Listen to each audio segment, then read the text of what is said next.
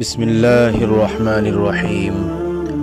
آپ صلی اللہ علیہ وسلم نے فرمایا، جس شخص میں یہ تین باتیں ہوں گی وہ ایمان کا مزہ پا لے گا۔ ایک یہ کہ وہ شخص جسے اللہ اور اس کا رسول ان کے ماں سوا سے زیادہ عزیز ہوں، اور دوسرے یہ کہ جو کسی بندے سے محض اللہ ہی کے لیے محبت کرے، اور تیسری بات یہ کہ جسے اللہ نے کفر سے نجات دی ہو، پھر دوبارہ کفر اختیار کرنے کو وہ ایسا برا سمجھے جیسا آگ میں گر جانے کو برا جانتا ہے۔ آپ نے فرمایا، جب جنتی جنت میں اور دوزخی دوزخ میں داخل ہو جائیں گے، اللہ پاک فرمائے گا جس کے دل میں رائی کے دانے کے برابر بھی ایمان ہو، اس کو بھی دوزخ سے نکال لو۔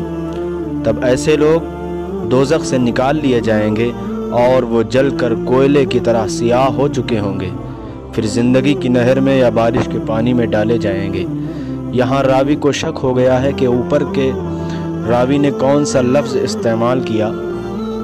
اس وقت وہ دانے کی طرح اگ آئیں گے، جس طرح ندی کے کنارے دانے اگاتے ہیں۔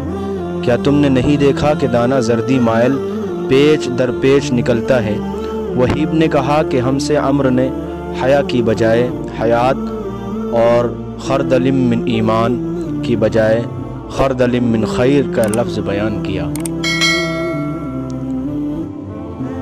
رسول اللہ صلی اللہ علیہ وسلم نے فرمایا کہ میں ایک وقت سو رہا تھا، میں نے خواب میں دیکھا کہ لوگ میرے سامنے پیش کیے جا رہے ہیں اور وہ کرتے پہنے ہوئے ہیں، کسی کا کرتا سینے تک ہے اور کسی کا اس سے نیچا ہے۔ پھر میرے سامنے عمر بن خطاب لائے گئے، ان کے بدن پر جو کرتا تھا اسے وہ گھسیٹ رہے تھے، یعنی ان کا کرتا زمین تک نیچا تھا۔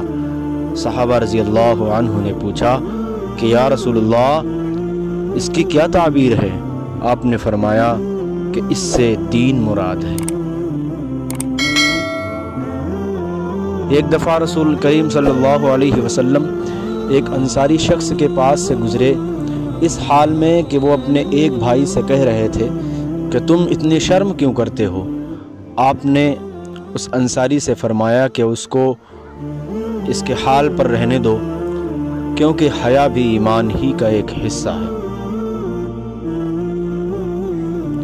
رسول اللہ صلی اللہ علیہ وسلم نے فرمایا، مجھے اللہ کی طرف سے حکم دیا گیا ہے کہ لوگوں سے جنگ کروں اس وقت تک کہ وہ اس بات کا اقرار کر لیں کہ اللہ کے سوا کوئی معبود نہیں ہے، اور یہ کہ محمد صلی اللہ علیہ وسلم اللہ کے سچے رسول ہیں، اور نماز ادا کرنے لگیں اور زکوٰۃ دیں۔